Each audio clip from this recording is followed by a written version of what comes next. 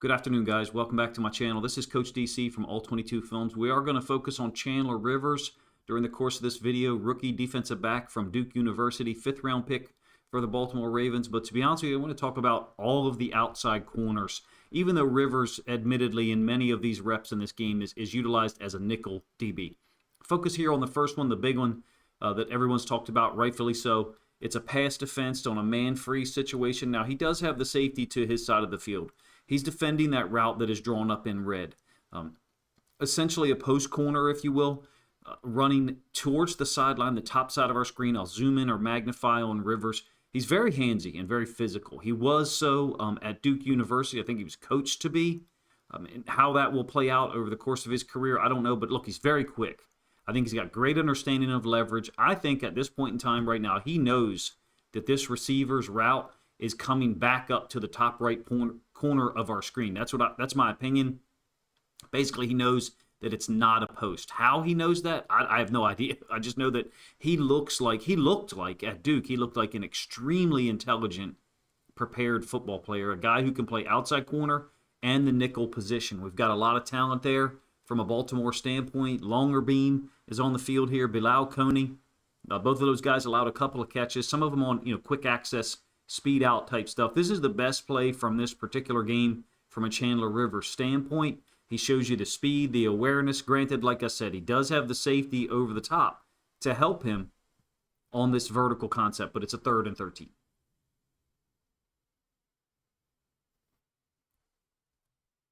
All right, from here on out, we'll go chronologically in the order that they happen. We're going to talk about the first possession. At this point, this is Jesse Minter and Anthony Weaver's like drive starter or game starter, which is to bring the safety off the corner. I think it's Wallace, 26. We've got Tampa on the left, Coney on the right. Sometimes those guys were fielding boundary. This is a great move by Aeneas Peebles, who's getting a lot of attention this week, rightfully so.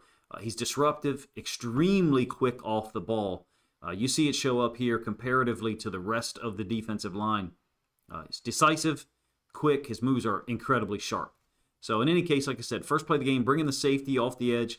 Tampa here is very grabby. That's quite obvious. A zoom in on him, down at the bottom as the boundary side corner. He was on the field last year some during the regular season. We're all looking for improvements. He ends up here, kind of hedging to the inside a little bit because he's unsure of what route there is, number one. Number two, he doesn't have a whole lot of help. It's a 3-deep structure. Tampa, Jackson, the free safety, and Coney. So I would say, we're looking at zone blitz here, 3 deep, 3 under. And in this case, he's worried about a vertical and gets crossed up.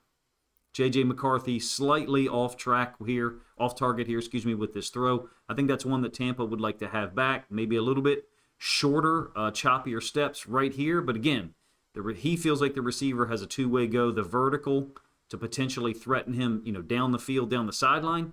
And this deep out is what McCarthy and the Vikings tried to access. Tampa and Coney still on here on the first drive, 3rd and 7. McCarthy and the Vikings are going to convert this. I'm calling this like a Tampa 2 type coverage. We've got a mug look up front.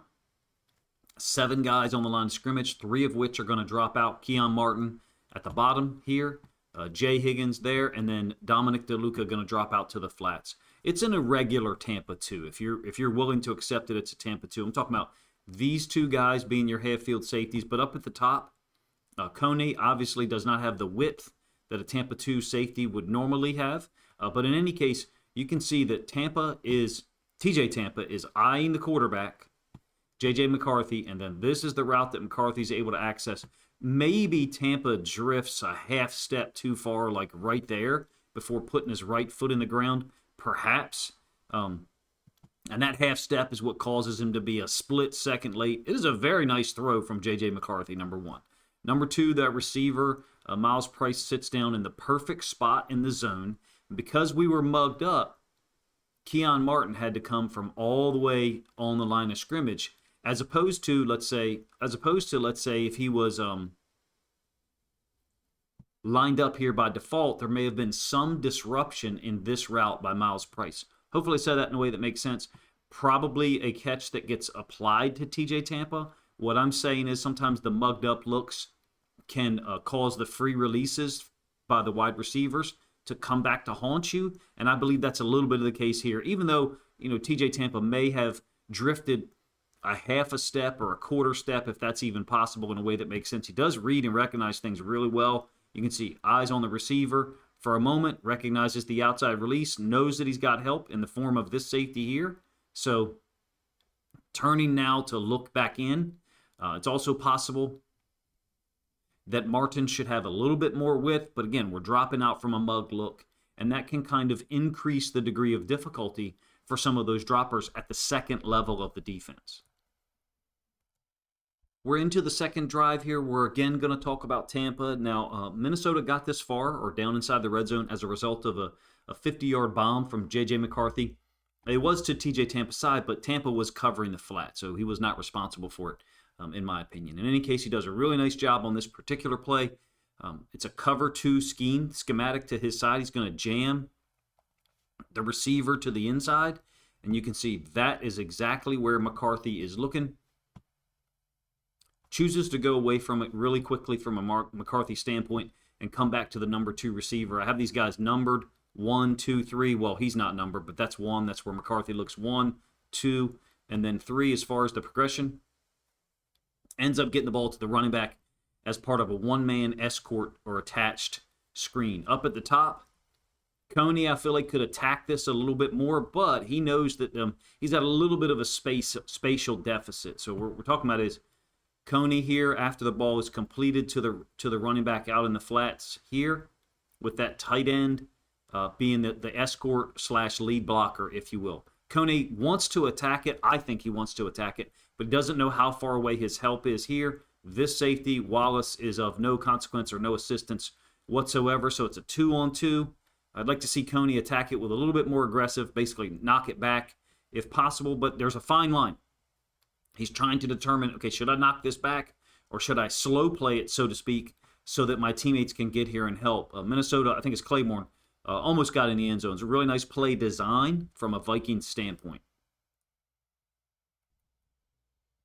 Another nice play for Minnesota, in my opinion, was the 2nd and goal from the 3. Again, we're still talking about on the same second possession. This will be the last play that I break down here. I did do a full-length film study on that goal line situation. But in any case, Tampa's at the bottom, and he's matched up with the targeted receiver. I'll go through this one, I think, twice from the all-22 angle. McCarthy pump fakes a couple of times as a result of what he's reading or where he's possibly looking. I think he ends up looking possibly to this route briefly for a moment, and then coming back to this route that Tampa is trying to guard. Tampa and the free safety Wallace kind of pass this off or trade it, if you will. I do wonder if maybe we're trading it a little bit late. But as an aside, there is space here for Price coming across the field against, again, I think that's Coney. The Ravens are in their goal line look, their new, quote, goal line look. That's kind of stolen from Mike McDonald and the Seattle Seahawks. But Minter had shown it before with the Chargers, I should add. In any case, Felton is the route that's targeted eventually. Tampa, does he have the long speed to keep up with the best of the best receivers?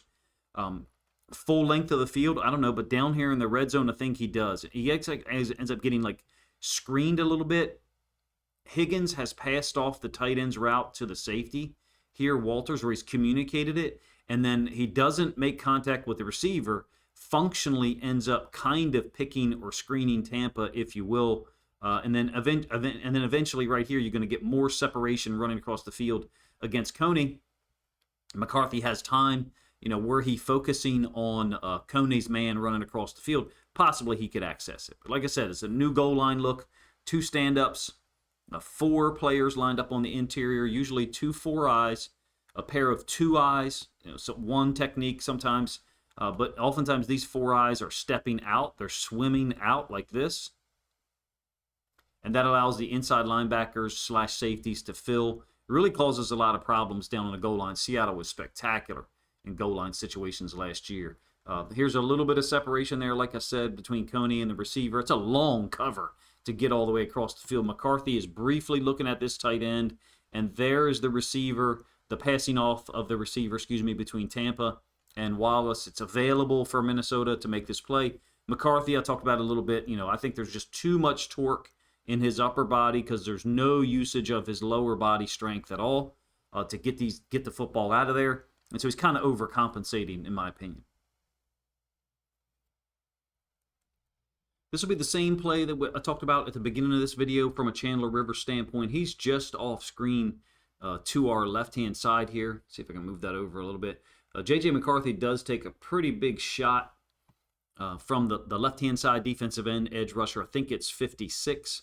I used this play to talk about Ethan Burke as well. Did a video on Ethan Burke yesterday. At this point, it seems like, I'm not sure if it seems like 3 days ago or 33 days ago, but Rivers is tying up that slot receiver price.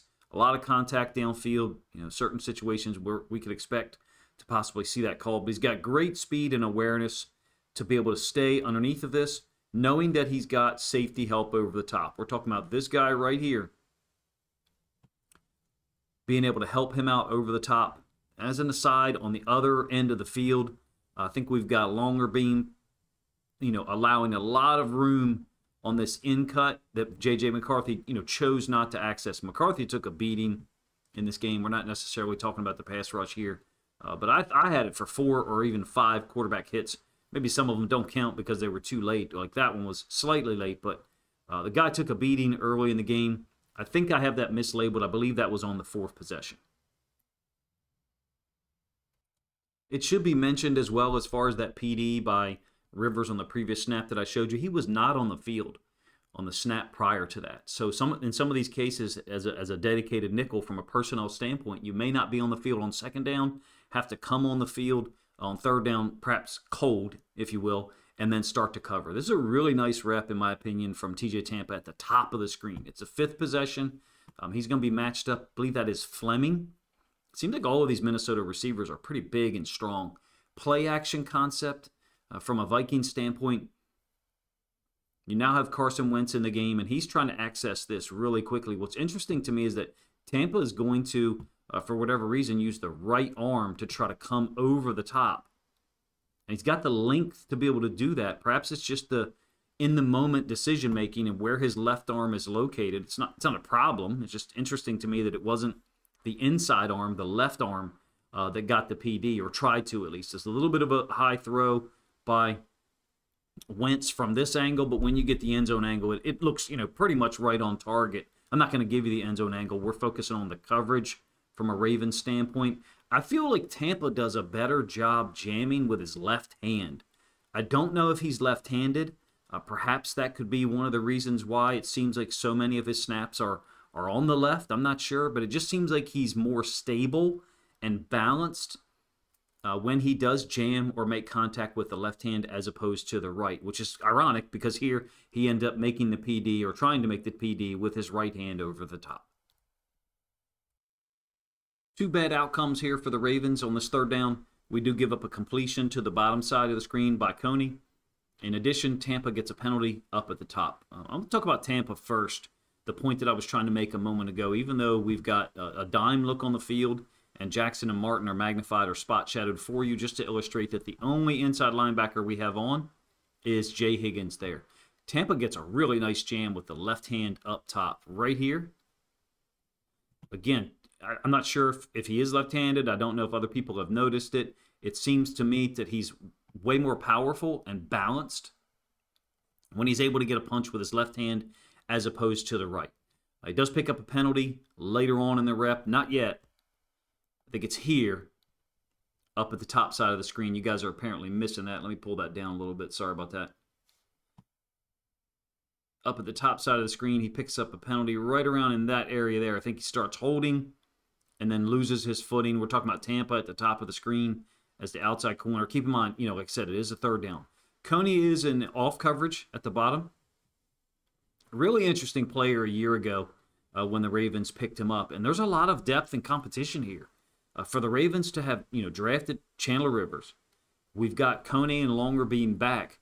This is a great room. I think there's it's not a problem that some of these guys aren't going to make the football team. It's a good thing. You want competition.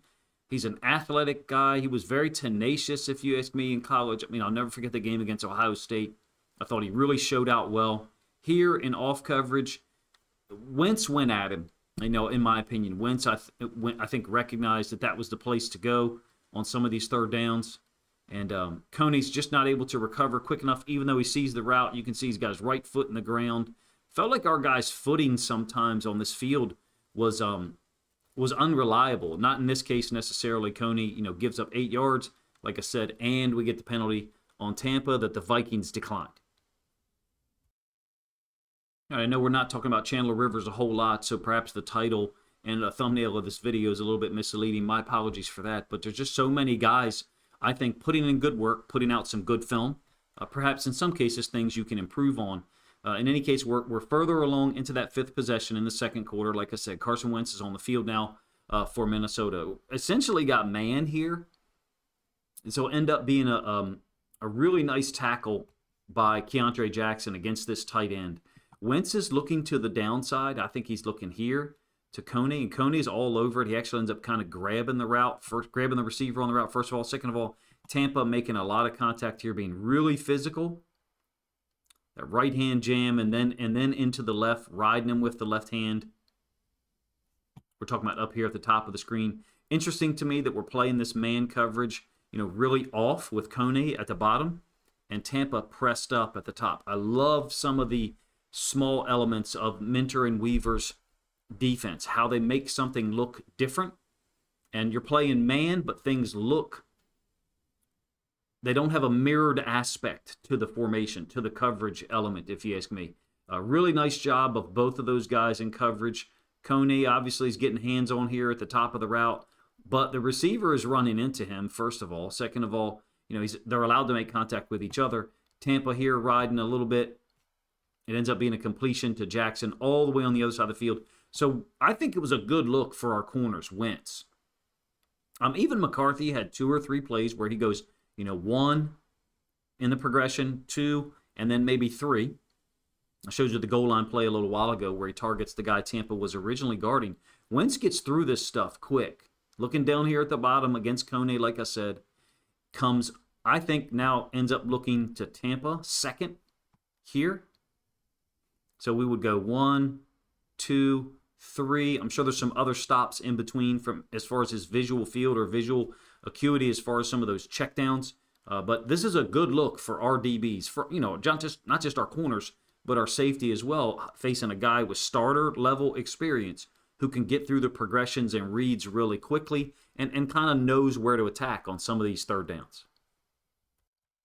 I think I would have liked to have seen Rivers on the field earlier in some of these outside corner opportunities with coverages like this one, zone stuff. I found Rivers' film from Duke to be very balanced. Of course, his 2024 from a metric standpoint was rated higher than 2025, but I thought he had exquisite understanding of zone structures, number one, and spatial relationship, awareness of the routes, where he should be located. This is, of course, Keandre Jackson's sack on that 5th possession that'll force a punt. It's a 2 deep, 4 under, and we've got Coney and Tampa. They're both suited to play this technique, don't get me wrong. And I'm not criticizing the coaching staff for the rotations that they had, or basically first half, second half type of deal at outside corner. I just would have liked to have seen Rivers get to go up against Wentz as an outside corner a little bit more often. I love the 2 deep, 4 under coverage. I know that it doesn't structurally look necessarily like 4 under right now because of the differential on those guys' depth, right? The line to gain, just so you know, the line to gain is just past the 35-yard line. And so 2 of those droppers underneath, 2 of the 4 that I'm calling underneath droppers, they're not anywhere near that. It's because they were lined up on the line of scrimmage once again. They were mugged up, and so they're not really turning and running. Mike Green is one of them, and then Higgins is the other. It's yet another example of us having one inside linebacker lined up on the line. Higgins, mugged up, and then he drops out. And then the inside linebacker who is actually lined up at depth is going to blitz. We're talking about those 2 players there, the way that Minter and Weaver are scheming those blitzes up. It gets Keandre Jackson free, obviously. Easy work, simple, perhaps is a better word, for the outside corners, Coney and Tampa, in that they had outside leverage, but you got to be active in a 2 deep, 4 under. 4 under coverage means there's not really enough guys to cover the width of the field, especially when 2 of those 4 are your outside corners. So by definition, they're going to be in Tampa's case, outside the bottom of the numbers here. And then in Kone's case, just near the top of the numbers. So when you have a 4 under coverage in cover 3, you don't necessarily feel as threatened as the flat defender from a width standpoint. In my opinion, the 2 deep 4 under is a risky coverage. Nonetheless, it's one of my favorites. This is going to be the late second quarter drive where Minnesota and Wentz go down and get a field goal. I think I've only got 2, perhaps 3 more plays to talk about here. Longer beam at the bottom, Tampa at the top. Rivers is the nickel DB. Essentially, he's taken Martin's place. A little bit of an access route for the quarterback, this speed out, and Wentz just basically is going to throw the ball away because we're in a too high structure coverage pre-snap and post. One of the few times where what it looks like pre-snap is what it actually stays. It doesn't morph or change once or twice into something else. Tampa, again, I think a pretty simple gig here as far as this second down. Speed out by number 1. It's a stacked twins alignment. Rivers has got eyes on the quarterback, but he's also accepting the route from 82 into his area and making contact. That's one thing that showed up from the college film a ton with Rivers, was there's a lot of contact. And I don't mean to say illegal contact. It's like he's impervious to it and simultaneously like seeks it out. It just doesn't, it reminds me of like the basketball defenders that you don't really enjoy going against when you show up to the court because you know they're going to make you work for every inch on the court. Chandler Rivers is that guy. Just looks like someone that would be a pain in the butt to deal with if you were a ball handling guard and had to bring the ball up the court and be faced with him 94 feet. I think Wentz is able to determine the blitz here on this third down. He's going to access the route at the bottom of the screen against longer beam. It's a 3rd and 8. Again, like I said, late in the second quarter. Tampa's up here to the trip side. It's a zone blitz structure from a Ravens standpoint. We're going to drop the OLB at the bottom side of the screen. That's Ethan Burke. And then the inside linebacker 47 is going to push to the trip side. Everyone in that shaded area here is going to blitz, including Chandler Rivers. Longer beam at the bottom. Again, similar to Coney in some of these off-coverage situations. He doesn't have a bad reaction. I mean, he's there to challenge. You're just talking about a guy in Carson Wentz who's got pretty good arm, understands where to go with the football, depending on the coverage. And I think since Wentz, was able to figure out at the beginning that we were getting these 2 blitzers off the front side, that he was probably getting a drop here out into the flats, and that means off coverage there. Hopefully I explained all that in a way that makes sense. I don't think Coney and longer beam's reactions are poor. I just think that the quarterback they're facing here is a guy who can access these things, number 1. Number 2, it is a third down. The line to gain is like the -18, the -19, somewhere in that range. Perhaps longer beam could be a little bit tighter there on Fleming and deny that easy access. This will be the last play. This is Chandler Rivers at nickel once again, but we're now into the third quarter. This is going to be his split sack with the defensive tackle. 65 is very impressive, and honestly, I love our D-line group, the way they look in the preseason, at least so far. But you can see he's a blitzer off the edge, very physical player who's got understanding of leverage. I'm talking about Rivers. So Rivers gets the running back stepping to him. I think Robinson is on at corner down here now in the third quarter, like I said. So Rivers steps to the guy, keeps his outside arm free, and leverages, meaning plays underneath of him. Look at the bend in the knees, getting the cleats in the ground, basically not getting expanded, number 1. Number 2, not ending up so far upfield that the quarterback is able to cut it back or step up, excuse me. So basically what I'm talking about is the pad level that he plays with, the ability to get his cleats in the ground and be strong, pads below pads, such that he doesn't end up getting upfield and possibly giving the quarterback an escape route. Now, that escape route probably closed off anyway by 65, who's converging. It's a great example, if you ask me, of playing with leverage as a blitzer, even though you might be, 5'8" or 5'9". I really liked his game coming out of college when we picked him in the 5th round. I mean, the similarities between him and Keith Abney with the Lions are obvious, in my opinion. Guys who can play outside corner, guys who can play nickel. They're perhaps, undersized for one or even both of those positions. This is a really talented group from a corner standpoint that I think projects or looks to be well coached. Their reactions are smooth. We haven't had as many penalties on the DBs. Tampa did have one in this game. I think it's somewhat related to the fact that he was beginning to slip, perhaps up at the top of the screen. You may recall Tampa's the guy that sticks out here as an outlier to me because of his size, his long speed, first of all, his ability to kind of, I won't say wipe out routes immediately, but because of his jam, in my opinion, the superior side is the left-handed jam with him. Because of his jam and his length, he can take away routes, wipe them out earlier, sooner in the snap, just after the ball is snapped, than some of these other guys do. Interesting to me that Longerbeam was playing so much boundary side corner. I don't see him in that regard, but the Ravens, tend to at times here to be going left and right with their outside guys. Outside corner, Tampa to the left, Kone to the right. With the nickel DB, obviously lining up to the field, whether it's Keon Martin or Chandler Rivers. This is a fun one for me to produce. I'm way behind on trying to get a track on the data. How much man, how much split field coverage we're playing, how much zone blitz. We know we're seeing a lot of Tampa too, right? Just different versions of it. Minter and Weaver seem to love that.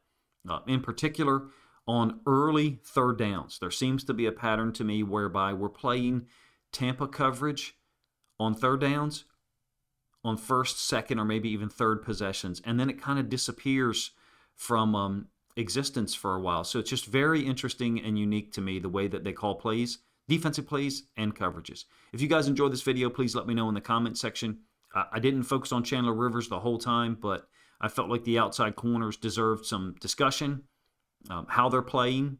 Kone and Longerbeam gave up the most catches, I guess is the way to talk about it. But I still feel like those guys are reacting well within the structure of the defense and what they're supposed to be doing pre-snap from a disguise standpoint. If you guys enjoyed the video, like I said, please let me know in the comment section. And finally, if you think other Ravens fans would like to hear my thoughts on Chandler Rivers, TJ Tampa, Longerbeam, Kone, among others, then please consider grabbing a link to this video, sharing it out on social media so this content can get more reach. Appreciate you guys' time.